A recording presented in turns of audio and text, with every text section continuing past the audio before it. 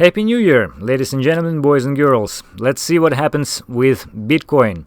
Okay, well, basically I would like to point out this triangular formation here. It's not perfect because we dropped below it once, second time.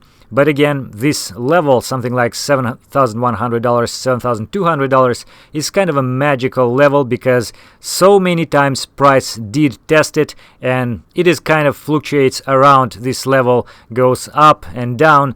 It seems like there's a lot of the open interest around this level, buyers and sellers, and in fact, those moves could be treated as either bull traps or bear traps. So I would say that until we will confidently go above or below this triangle formation, we probably should be very careful with our trades because it's very easy to fall in one of those traps. In fact, we may go even to something like $8,000 because all of those levels gives us huge liquidity pool above those because a lot of stop orders are there. So I wouldn't be surprised if we'll go something like $8,000 and then go even lower. But even if we would not go there, then I would say that we kind of have this channel and probably price will go within this channel for a while, maybe even a month or something like that. But eventually, I think, in my personal opinion, again, we will go lower because you see, still the highs are getting lower, the lows are pretty much the same except those weeks, and the overall trend is pretty much bearish. Moreover, every time we are going up, let's say here or here or here, we have our ratio between longs and shorts, and the most impact I think is from BitMEX and Binance. So this ratio is in favor of longs. So we have more longs, and then eventually because of that, well, not because of that, but particularly at the same time that we have that ratio higher for longs to short ratio is big, then we have the drop after that like this, and vice versa. As soon as the price goes something like below this triangular formation here or here, we have this ratio when the shorts are much bigger. Let's say somewhere around here we had 70% shorts on Binance. Therefore, well, not therefore again, but we have this coincidence that after that price went 6% higher from that point. By the way, I must say that recently we have a few divergences. I posted those on Telegram, on Twitter, so if you don't follow, I would suggest to do that. Let's say this one, it was a bearish divergence when the price was at $7,200, RSI, stochastic RSI, MACD, and then after that we dropped to $6,800, and after that, just almost immediately after that, we had the bullish divergence. And again, RSI, stochastic RSI, MACD on 1 hour time frame, but still, and after that we moved from $6,800 to $7,300, or actually higher than that. In fact, we did touch something like $7,370 or something. So those divergences played out fairly well, minus 4% and now plus 6%. So you see, technical analysis does actually work.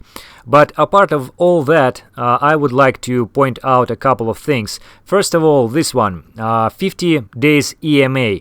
It is often served as a support when we are in a bull market and as a resistance when we're in a bear market. You see here, here, here, and vice versa. So right now we actually test this moving average already twice, and well, the price generally is below it, so we're a kind of a bear market. And in fact, some people may say that this actually resembles this price action fairly well. So we have two tests here, we have two tests here. It's very likely that we might actually go above it, and then the new rising trend will be established.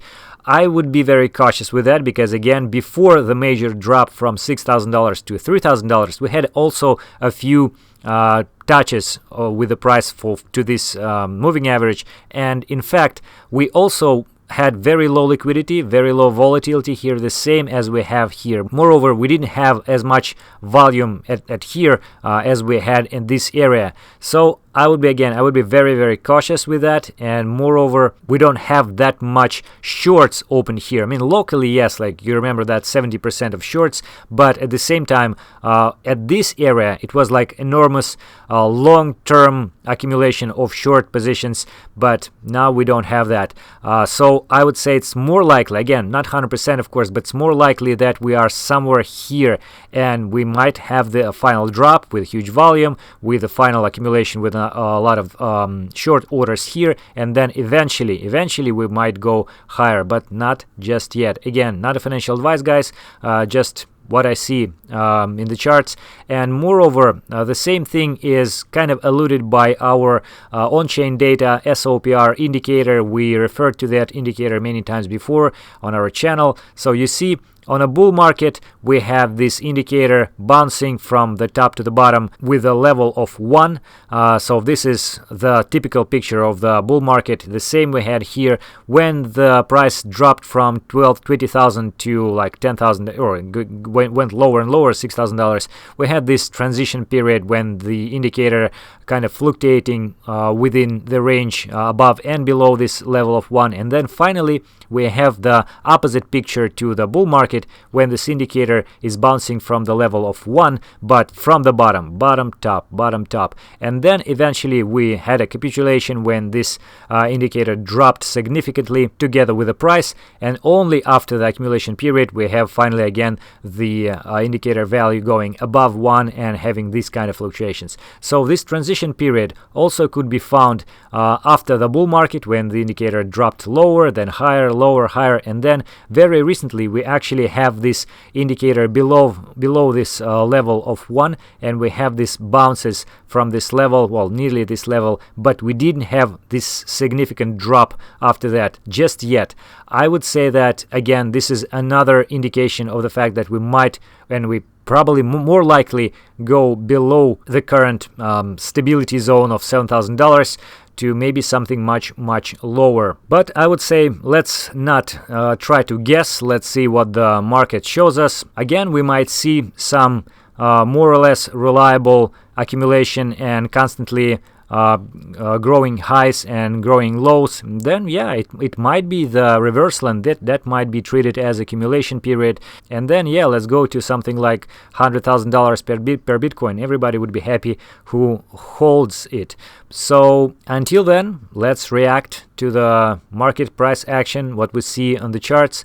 And so far, that is it for today. Again, I wish you better trade and more profits in the new year, and I hope that I could be useful for you guys. That is it for today. Thank you for watching.